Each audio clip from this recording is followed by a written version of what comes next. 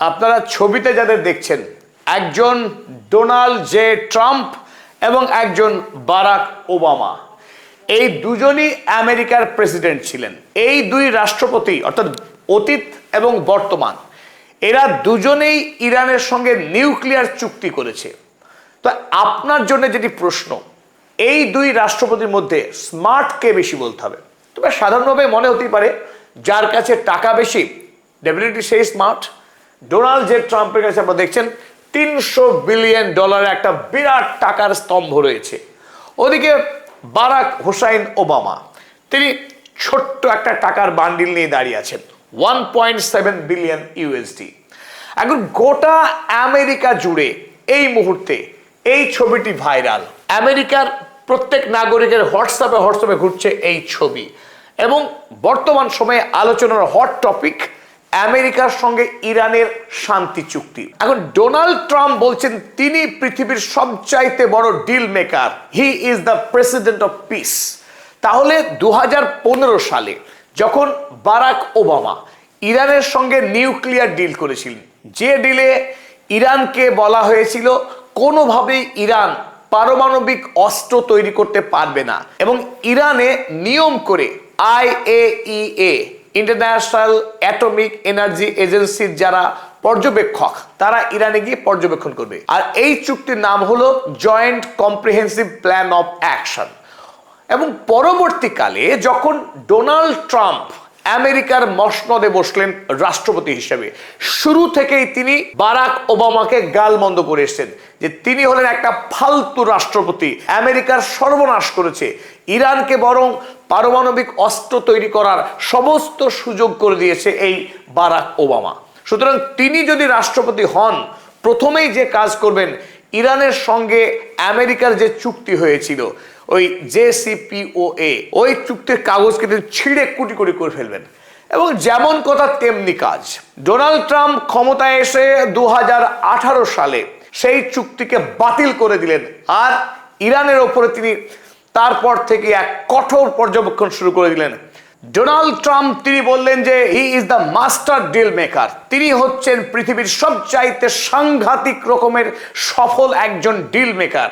ইরানকে তিনি কোনো রকম সুযোগ দেবেন না, বরং ইরানের উপরে শক্তি প্রয়োগ করে ইরানকে ধ্বংস করে দেবে, অস্ত্র তো বানাতে দেবেই না।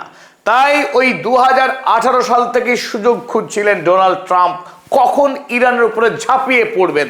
পরবর্তীকালে অবশ্য ভোটে হেরে গিয়ে ইরানের উপরে ঝাঁপিয়ে পড়া হয়নি, কিন্তু পরের বার স্লিপি জো বাইডেনের জামানা শেষ হতেই আবারও বহাল তবিয়তে আমেরিকার মসনদে ফিরে এলেন এই অহংকারী ডোনাল্ড ট্রাম্প এবং বেঞ্জামিন নেতানিয়াহুর হাওয়া খেয়ে তিনি সরাসরি তেহরানের উপরে হামলা করলেন। শুরু হয়ে গেল সেই মহাযুদ্ধ। 107 দিনের যুদ্ধ করবার পর হাড়ে হাড়ে টের পেলেন ডোনাল্ড মহিষ ট্রাম্প বাবাজি যে আয়াতুল্লাহ আলী খামেনেই কার নাম। আয়াতুল্লাহ আলী খামেনি তিনি জীবিত সময় যতটা ভয়ঙ্কর ছিলেন, শাহাদাত বরণ করবার পর তিনি আরো ভয়ঙ্কর হয়ে উঠেছেন। যে IRGC বাহিনী ইরানে তিনি তৈরি করে গিয়েছেন, সেই খাতামাল আম্বিয়ার নেতৃত্বে IRGC সহ গোটা ইরানের বাহিনী আমেরিকাকে এমন মার দিল যে আমেরিকা তার ইতিহাসে না কোনোদিন দেখেছে আর না কোনোদিন ভুলবে ইরান কাকে বলে। আর সেই যুদ্ধে পরাজয়ের পর যে ট্রাম্প বাবাজি এতদিন প্রতি কথায় খোঁটা দিতেন এই বারাক ওবামাকে, সেই বারাক ওবামা যখন ইরানের সঙ্গে ডিল করেছিল মাত্র $1.7 বিলিয়ন দিয়ে, আর সেখানে ডোনাল্ড ট্রাম্প ইরানকে ক্ষতিপূরণ দিচ্ছে $300 বিলিয়ন, এক বিশাল অঙ্কের টাকা ইরানকে, অর্থাৎ আয়াতুল্লাহ আলী খামেনেইর ইরানকে ক্ষতিপূরণ দিচ্ছে আমেরিকা যুক্তরাষ্ট্রের বর্তমান রাষ্ট্রপতি ডোনাল্ড জে ট্রাম্প। তবে এখানেই শেষ না, ইরানের যে ফ্রোজেন অ্যাসেট $24 বিলিয়ন, যার অর্ধেকটা 19 জুন চুক্তি স্বাক্ষরের আগেই তুলে দেওয়ার কথা হয়েছে, আর বাকি $12 বিলিয়ন পরবর্তী 60 দিনের মধ্যে দিতে হবে ইরানকে। আর তারপরে মূল খেলা হচ্ছে এই $300 বিলিয়ন। আমেরিকা ইরানের উপরে হামলা করে যে সমস্ত ক্ষয়ক্ষতি করেছে তার প্রত্যেকটিকে ধরে ধরে আমেরিকাকে পুনর্নির্মাণ করে দিতে হবে। আমেরিকার জন্য এটা কম বড় শাস্তি? যে ডোনাল্ড ট্রাম্প ওভার স্মার্ট সাজতে গিয়েছিলেন, সেই ডোনাল্ড ট্রাম্প এই মুহূর্তে একেবারে ইঁদুরের ছা হয়ে গেছেন। স্বাভাবিকভাবে একটি বিষয় কিন্তু বিশ্ববাসী বলছেন যে ইরান হলো সেই জাতি যে অহংকার একদম পছন্দ করে না।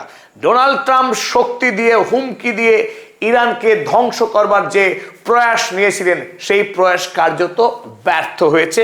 আর বর্তমান পৃথিবীতে এই মুহূর্তে বন্দিত যে জাতি, সেই জাতির নাম ইরানি জাতি। ইরানে আয়াতুল্লাহ রুহুল্লাহ খোমেনেই যে ইসলামিক রিপাবলিকের ভিত্তিপ্রস্তর স্থাপন করেছিলেন, সেই ভিত্তিকে আরো অনেক সুদৃঢ় করে গিয়েছেন আয়াতুল্লাহ আলী খামেনেই।